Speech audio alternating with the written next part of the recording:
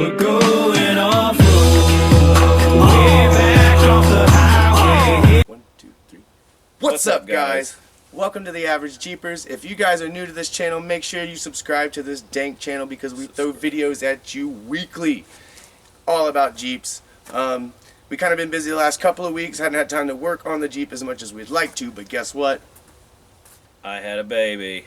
He had a baby, so that kind of took some time, and I had a death in the family, so I had to go to a funeral, but we are back at you guys. But we're about to jump on this quick because we got 2 Jeep events that we're about to hit, and we need the TJ ready, and we got to do a couple of things to my Jeep that's not here right now, but we're going to get busy and get you guys some Jeep content, so make sure you subscribe and don't miss any of that dank footage we're about to throw your way. Boom! Alright, so we were thinking, I think we're going to put the tires that are going to go on this on it so we can see if we need to move this axle forward before we get our track bar mounted, because right now it's going to hit the way. Alright, you guys can see we got the tires that Jamie will be rocking on there, and we still got the same problem with the track bar where it's going to hit the pumpkin, so we're going to put our bracket like right here somewhere. So we're about to do that. Jamie's grinding that down where we can get our bracket mounted. The track bar, we're gonna have to do something with it. I think we're gonna bend it a little bit or spin the end on it so that it can come over here and it'll clear everything, and it won't hit. So let's get it. Yeah. All right, to make this spin the way we need it, we're gonna cut it off here and just spin it ever so slightly. And it's going to move the offset so it'll line up with the track bar bracket that we're about to mount. And it'll clear the axle. Alright, so we got that all cleaned up.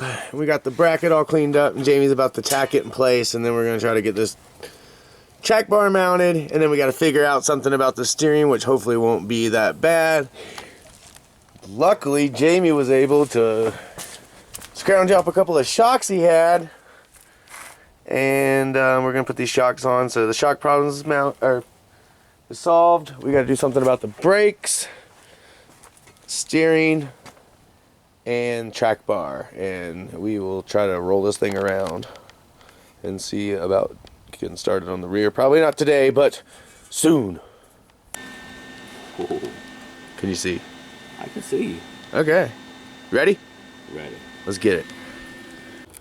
Alright, so as you guys can see, we spun the offset of our track bar, so it would go to our new location and it'll clear everything. We welded it back together. Now we're going to slap some paint on it and get it back underneath the truck, and then one less step is out of the way. So alright guys, as you can see, we got our custom made track bar in our new location, and it's painted and everything's good, man. The truck's centered over the axle, everything lined up great. We just had to spin that offset a little bit to get it to our new location so everything was clear and it didn't hit the pumpkin or the sway bar mount.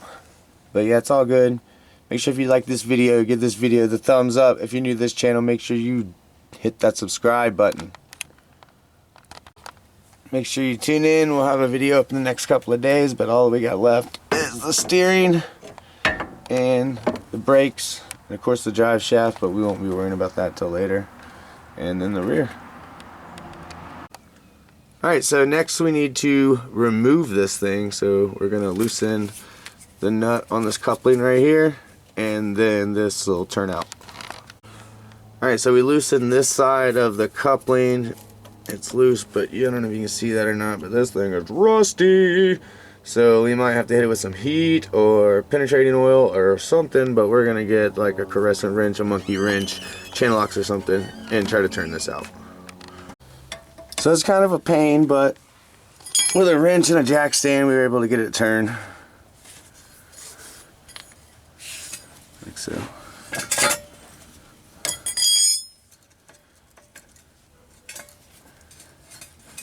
And this jag bar end actually fits into the drop pitman arm, so this one's broken, so car ruined in the shop. That's okay. You can see that one's broken, and he's gonna get a new replacement. for the stock F-250 drag bar, and we'll put it in the drop pitman arm. As you can see, it is deep in there. It's been like sitting outside.